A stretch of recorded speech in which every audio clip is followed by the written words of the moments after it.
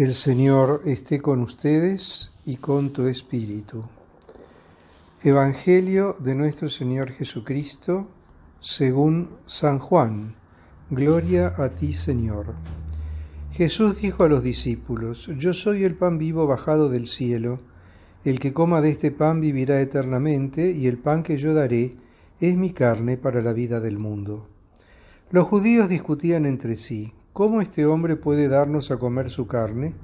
Jesús les respondió: Les aseguro que si no comen la carne del Hijo del Hombre y no beben su sangre, no tendrán vida en ustedes.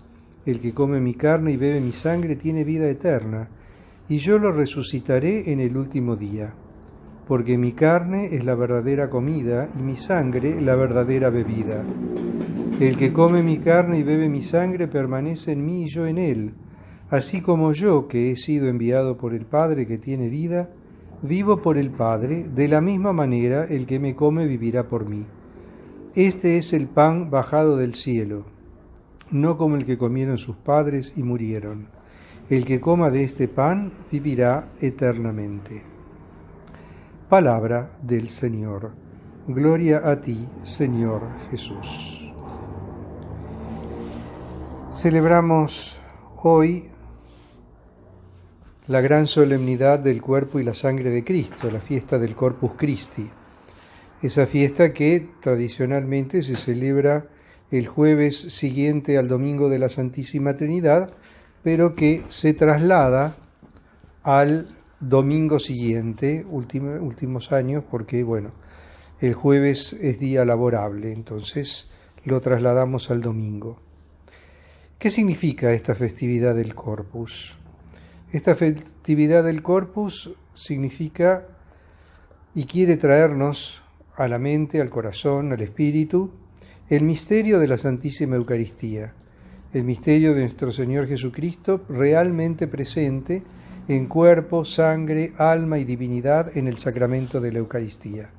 Esa presencia misteriosa, esa presencia real de Cristo en la Eucaristía. El pan ya no es pan, sino es cuerpo de Cristo. El vino ya no es vino, sino que es sangre de Cristo. Si bien conservando las apariencias del pan y las apariencias del vino, ese pan y ese vino consagrados en la Santa Misa por el ministerio del sacerdote, con las palabras de la consagración, se convierten en el cuerpo y en la sangre de Cristo.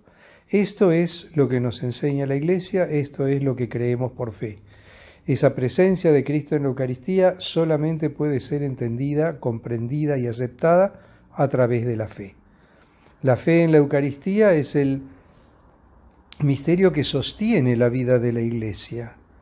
El Papa San Juan Pablo II, en su encíclica Ecclesia de Eucaristía, nos decía claramente que el misterio de la Eucaristía es el que sostiene y alimenta la Iglesia, que no puede existir la Iglesia sin la Eucaristía y no puede vivir la Iglesia si no es en torno a la Eucaristía. El Concilio Vaticano II, en la Constitución Dogmática sobre la Iglesia, nos enseña también muy claramente que la Eucaristía es el centro de la Iglesia. Y la Constitución Sacrosanctum Concilium sobre la Sagrada Liturgia nos habla de la Eucaristía como el culmen, la fuente de toda la vida de la Iglesia. Toda la vida de la Iglesia, toda la vida cultural y espiritual de la Iglesia parte y regresa a la Eucaristía. Parte de la Eucaristía y regresa a la Eucaristía. Se centra en la Eucaristía. Toda la vida de la Iglesia tiene su centro en la Eucaristía. No podemos concebir la Iglesia sin la Eucaristía, no podemos concebir la Iglesia sin la celebración de la Santa Misa, porque ahí es donde la Iglesia se alimenta, donde la Iglesia crece, donde la Iglesia se desarrolla, donde la vida de los fieles se alimenta. Y la Eucaristía es un alimento muy especial, porque si bien todos los alimentos de este mundo, cuando ingresan al cuerpo humano, se asimilan al cuerpo humano a través de los misterios de la biología, el sacramento de la Eucaristía produce un efecto al revés. Es decir, Cuando recibimos la Eucaristía, nosotros nos asimilamos a Cristo, nosotros nos configuramos a Cristo y nosotros nos unimos a Cristo. Por esa razón es tan importante la Eucaristía en la vida de la Iglesia. Por esa razón la adoración eucarística es algo fundamental en la vida del creyente. Estamos viviendo en un tiempo en el que tal vez la participación en la Santa Misa y la recepción de la Santa Comunión se nos hace difícil o a veces imposible, pero eso no quita que podamos estar unidos espiritualmente a Cristo Eucaristía.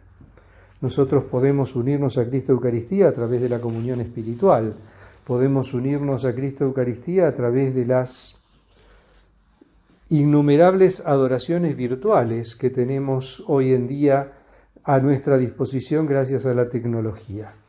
Y esto es un alimento espiritual que no podemos dejar pasar y que tenemos que tratar de aprovechar lo más posible.